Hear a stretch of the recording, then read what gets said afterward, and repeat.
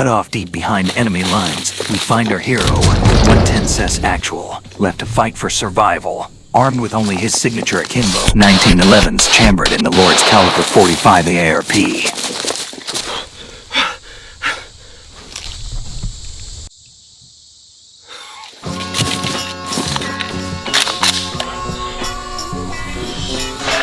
I'm a land farmer!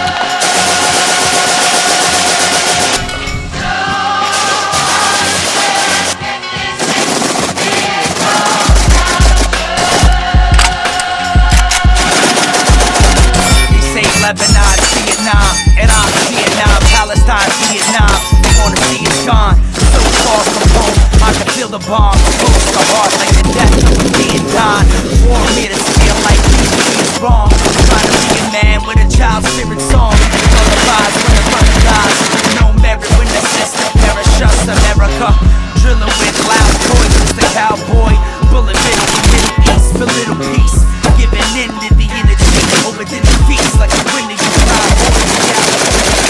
So, Eugene Stoner walks up to Kalashnikov in a bar. He says, hey, listen, I can yeet my M16 off a 20-foot cliff, drag it behind a car, and blow it up, and it will still run. Kalashnikov, he's baffled. He says, oh wow, in Soviet Russia, if your gun doesn't do that the first time, you are thrown off that 20-foot cliff. You are dragged behind that car, and then you are blown up. Listen, Cody Curry here, and this is 110 Cess Actual.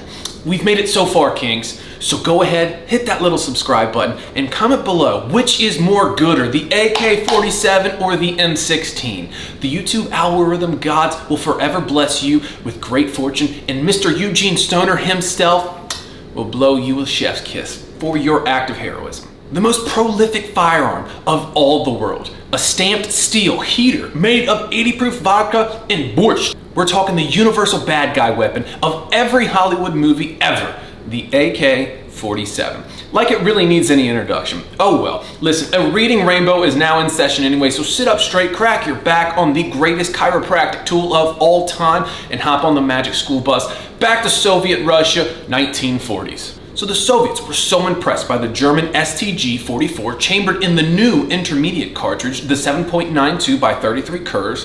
It had the stopping power of a rifle, yet a more compact and refined feel in the fire rate of submachine guns. So the Russians went to work, developing a whole new rifle system from the ground up, and a cartridge to feed it. In comes this cat named Mikhail Kalashnikov. Laid up in a hospital bed after taking one to the shoulder, another wounded comrade in the bed next to him says, bro, we got only 1 or 2 of these musket nagants for every 3 or 4 of our guys, while the Germans, well, they've got machine guns, high heat for everybody. So he's like, I'm a soldier, I'm gonna make one. I'm gonna make a tool for a soldier. So he whipped up some drawings, milled out some steel, and behold, the Automat Kalashnikova, or whatever, I don't know, probably butchered that. Anyways, translated to Freedom and Bald Eagles, that is automatic weapon of Kalashnikov. So, how does it work? Well, while it was definitely an original design, definitely copied some homework though from the STG and of course the greatest battle implement ever designed, the M1 Garand. Kalashnikov's team had ample access to these weapons, especially during the war and after the war. And he stated, no need to reinvent the wheel. Before creating something new, you must have an appreciation for what already exists. Now, his first design with the AK cartridge was a gas-operated long strike piston that was very much a rip-off of the M1 Garand. However, the trials that he entered it into didn't win. Fast forward, 1946, he created a breech block mechanism rifle that was a gas-powered short stroke piston. 2 prototypes were made and designated the AK-46. What's interesting is that it had a non-reciprocating charging handle on the left side of the weapon. Wow, so advanced. I couldn't imagine anyone else making a piston gun with a reciprocating charging handle, since clearly the technology was available. So anyways, the AK-46 had actually done very well in the trials it entered, but Kalashnikov said, nope, needs more vodka. So in 1947, we get a pretty major redesign, and by the end of the year, the new prototypes are complete. They now had the finished product by 1948, and by 1949, it was officially adopted by the Soviet Army, the AK-47 long stroke piston gun. Now, it took a hot minute for these things to really roll off the assembly lines. They were much more expensive to produce and took longer to produce than like the SKS. These guys, the originals, they were milled out of solid steel. It wasn't until 1956 did the soldiers really get their hands on them. It wasn't but 3 years later after that that the AK truly takes its most final form, the 1959 AKM. And that's what we have here. Essentially, identical to previous years, however, a few small key differences. You know how the Soviets loved cheap and mass-produced things. Well, the AK, it was no different. The receivers, they went from a milled steel block to a stamped sheet metal steel. This sped up the production time and made it much more affordable. Also added was a slanted muzzle brake to help mitigate some recoil. They made a slight change to the fire control group to make sure the gun couldn't fire out of battery, and also dualed as a fire rate reducer to help control the weapon in faster strings of fire. And with all of these changes in its final form, it was 1/3 lighter than the AK-47. So if you see an AK-47 today, well, you're actually probably wrong to call it that. It's probably an AKM, but it doesn't matter because I'm not calling that. This is an AK-47 to me, always will be. Now, these things are made pretty much in every country around the world, from a dirt floor hut to a finely tuned machine state-of-the-art facility. So quality can be, well, hit or miss. You can expect them to have a service life anywhere between 6,000 and 15,000 rounds. These guns weren't exactly made to last, and with the same mindset as an American manufacturer during the 50s, 40s, and 60s. It's literally Soviet doctrine to treat your hardware as a disposable item. And the ones still running around are pretty heavily dependent on battlefield cannibalization. So we know all about them now, but how do they run? How do they feel?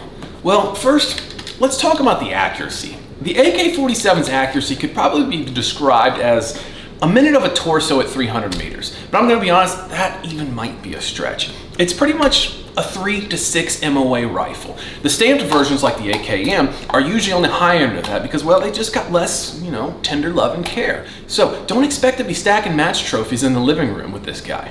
So how does it feel? Well, simply put, it's awful. It's dreadful, actually. Apparently the Soviets are just built different because, man, this stock is just short.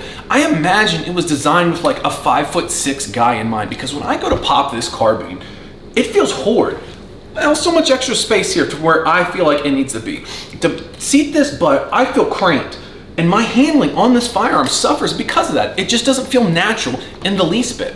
Second thing, the height over bore in your cheek weld. It just makes no sense. It feels horrid. A natural cheek weld should have your eyes pointing straight down and parallel with your barrel in your iron sights or your optic, but not with the AK. In order to get in line with your irons, you have to bury your head deeper into the stock and look up with your eyes to get that parallel line of sight. This is due to a combination of the barrel being seated very low in the weapon system under the piston and the shape of the stock. In my opinion, my most natural posture on the weapon is here, about an inch above the parallel line of sight of the iron. So again, you have to bury your head lower, and instead of looking just straight down the sights, you have to look upwards to find that nice parallel line of sight. Now, get an optic on the gun, and I think it'll feel a little bit better, and you'll have a little bit more natural feeling, but I really can't say. The foregrip here, it's pretty short, and well, it'll definitely work. It's not a large area to get your hand on, and not much room for error as you go too far forward and you're touching a smoking hot barrel, and too far back, well, you're touching a smoking hot chamber. Everything that goes boom is right there by your hand. The wood isn't a great insulator of heat either. In fact, I got this thing so hot, it was either like boiling the oils or the stain out of the wood, and it started bubbling up, and it kind of smelled like a campfire. It was actually kind of funny because, well, it's kind of smelled like Christmas because like the pine wood and stuff. I don't know. I guess it was on fire or something. I don't know. It made it. Whatever. Now the recoil on this it's pretty stiff, but it's very manageable. It's definitely less than a 308 AR, but it's not a tremendous amount less. You're shooting a heavy slug every time that you pull a trigger on this guy, and it definitely makes it a little bit more difficult to control those rapid strings of fire and return to zero. In my opinion, about the only thing the AK does well at is, well, being cheap to produce and it's very reliable. So nobody's ever questioned the reliability of an AK. I mean, really, honestly, unless it's like a poverty brand or something, they simply just run. But you have to ask yourself, at what cost? Well, first and foremost, being accuracy. On the average, the AKM is going to give you groups that are going to be double in size than your AR platform. They just aren't made with the same tolerances and craftsmanship in mind. Second thing being the trigger. It's probably the worst trigger I have ever felt. It's disgusting.